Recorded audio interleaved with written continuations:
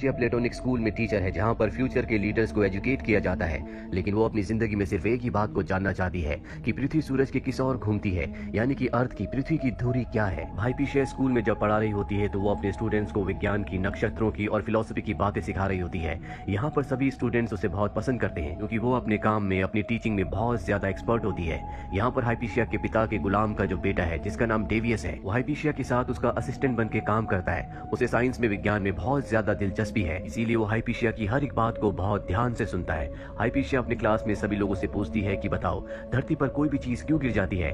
दरअसल वो बात कर रही होती है ग्रेविटी की, और ये वो वक्त होता है जब ग्रेविटी की खोज नहीं हुई थी। ग्रेविटी के बारे में किसी को कुछ नहीं पता था। डेवियस जो कि उसका असिस्टेंट है उसकी बात को बहुत ध्यान से सुनता है, साथ ही वो हाइपीशिया से प्यार भी करता है, लेकिन वो अपने प्यार का इजहार हाइपीशिया से नहीं कर सकता क्योंकि उसके पिता हाइपीशिया के पिता के गुलाम है। वहीं दूसरी तरफ हमें उस म्यूजियम को दिखाया जाता है जहाँ पर हाइपीशिया के पिता डायरेक्टर है।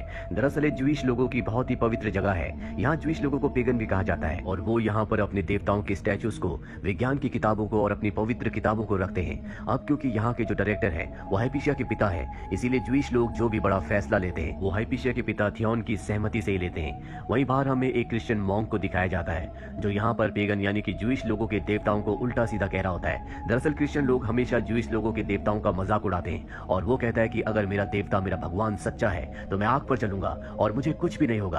और इसके बाद वो मॉन्क आग के ऊपर चलता है लेकिन उसे कुछ भी नहीं होता। दरअसल उसने इस तरह का आउटफिट पहना होता है जिस वजह से आग उसे जलाती नहीं है। सारे क्रिश्चियंस लोग उसकी वाहवाही करना शुरू कर देते हैं, जिसके बाद यहाँ पर जूइश लोगों के प्रीस्ट को भी उस आग में धकेला जाता है, लेकिन वो जलना शुरू हो जाते हैं, पर उनके लोग उन्हें आकर बचा लेते हैं। हाइपीशिया के पिता थियोन भी क्रिश्चियन लोगों से नफरत करते हैं और एक दिन उन्हें अपने घर पर एक क्रॉस मिलता है जो कि एक गुलाम लड़की का होता है। इससे उन्हें बहुत गुस्सा आता है। इससे पहले कि वो उसे सजा देते, उनके गुलाम का बेटा डेविस जो कि हाइपीशिया का असिस्टेंट है, वो इल्जाम अपने ऊपर ले लेता है और कहता है कि ये क्रॉस मैंने रखा था। हाइपीशिया के पिता इससे बहुत गुस्सा हो जाते हैं और उसे कई कोड़े मारते हैं। हालांकि हाइपीशिया अपने पिता को रोकने की, समझाने की कोशिश करती है, लेकिन वो उसकी बात नहीं सुनते। हाइपीशिया को पता होता है कि डेविस का ये क्रॉस नहीं है, इसीलिए रात को वो उसके कमरे में उसे मरहम लगाने के लिए जाती है, जहाँ पर वो देखती है कि उसके लेक्चर सुन सुनकर यहाँ पर डेविस ने एक मॉडल बनाया है जिसमें अर्थ के चारों तरफ 5 प्लैनेट्स घूम रहे होते हैं। ये वो वक्त होता है जब इंसानों को पता था कि इस दुनिया में सिर्फ 5 ही प्लैनेट हैं जो कि सूरज का नहीं बल्कि अर्थ का चक्कर लगाते हैं। हाइपीशिया डेविस से बहुत ज्यादा इंप्रेस हो जाती है। अगले दिन क्लास में वो उसके मॉडल को सभी को दिखाती है और डेविस से कहती है कि सबको इस बारे में बताओ। डेविस उसे डेमोन्स्ट्रेट करता है। अब हमें दिखाया जाता है जहाँ पर जूइश लोगों का एक पवित्र प्रोग्राम चल रहा होता है जो कि इनके मंदिर में होता है। इसे लाइब्रेरी ऑफ सेरेपियम भी कहा जाता है। यहाँ पर हाइपीशिया का एक स्टूडेंट भी होता है जिसका नाम होता है ओरेस्टियस। ओरेस्टियस हाइपीशिया से बहुत प्यार करता है, वो भी एक जूइश है, और यहाँ पर सबसे कहता है कि मैं अपनी जिंदगी में सबसे ज्यादा प्यार अपने म्यूजिक से करता हूँ और उससे ज्यादा प्यार करता हूँ मैं हाइपीशिया से, और वो अपने म्यूजिक के इंस्ट्रूमेंट को हाइपीशिया को देता है। हाइपीशिया सबके सामने उसे एक्सेप्ट कर लेती है। दरअसल उसने पहले भी हाइपीशिया को अपने प्यार का इजहार किया था, लेकिन उसके जवाब में हाइपीशिया ने कुछ भी नहीं कहा। डेविस भी यहाँ पर होता है जो देखकर बहुत दुखी हो जाता है कि वो हाइपीशिया से प्यार करता है जिसका इजहार वो कभी नहीं कर सकता। इसीलिए वो ईश्वर से प्रार्थना करता है कि हाइपीशिया कभी किसी की ना हो। अगले दिन क्लास में दिखाया जाता है जहाँ पर हाइपीशिया ओरेस्टियस को एक कपड़ा वापस लौटाती है, जिसका मतलब ये होता है कि उसने उसके प्यार के प्रपोजल को एक्सेप्ट नहीं किया बल्कि ठुकरा दिया है।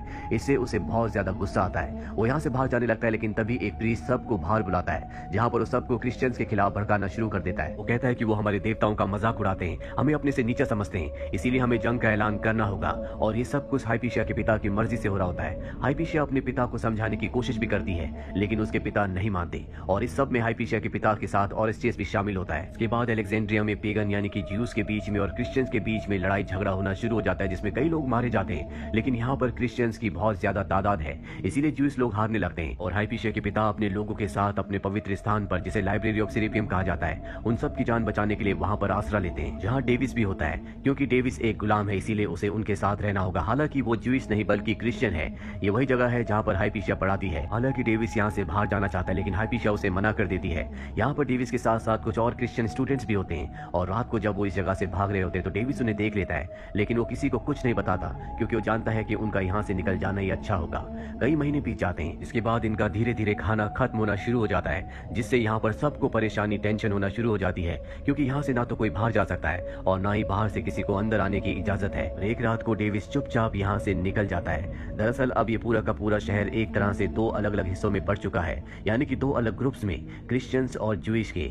वहीं हमें हाइपीशिया को दिखाया जाता है जो उसी पवित्र जगह पर होती है जहाँ पर उसके सभी लोग उसके पिता के साथ फंसे हुए हैं। ऐसे माहौल में भी वो सिर्फ और सिर्फ विज्ञान के बारे में सोच रही होती है। वो सोचती है कि जब भी हम कोई चीज ऊपर फेंकते हैं या ऊपर से कोई भी चीज नीचे छोड़ी जाती है तो जमीन पर क्यों गिरती है जबकि तारे आसमान में है। वो जमीन पर यानी कि धरती पर क्यों नहीं गिरते। और हाइपीशिया के मन में पहली बार ये बात आती है कि शायद सारे प्लैनेट्स और सूरज पृथ्वी के चारों तरफ नहीं घूमते, बल्कि जितने भी प्लैनेट्स है वो सब के सब सूरज के चारों तरफ चक्कर लगाते हैं। इसी तरह से यहाँ पर इन्हें कुछ और महीने बीत जाते हैं, जिसके बाद रोमन एम्परर्स इन सबको माफ कर देते हैं, कहते हैं कि तुम बाहर आ सकते हो। दरअसल उनकी नजरों में यही गुनहगार हैं, क्योंकि इन्होंने जंग का आगाज किया था और अब ये सब के सब वहां से बाहर आ जाते हैं, लेकिन इनकी किसी भी चीज पर इनका कोई अधिकार नहीं होगा। इसीलिए हाइपीशिया और उसके लोग यहाँ से अपनी जरूरी चीजों को और अपने ग्रंथों को लेकर निकल जाते हैं।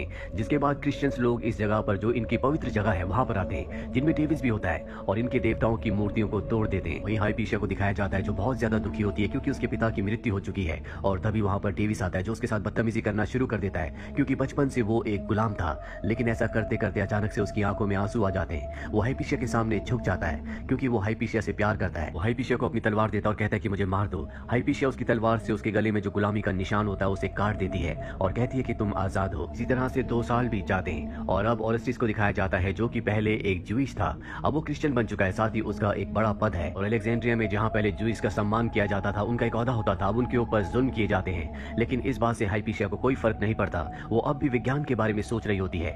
ओरेस्टिस एक बार उसे अपने साथ बोट पर ले जाता है, लेकिन यहाँ पर भी उसके दिमाग में सिर्फ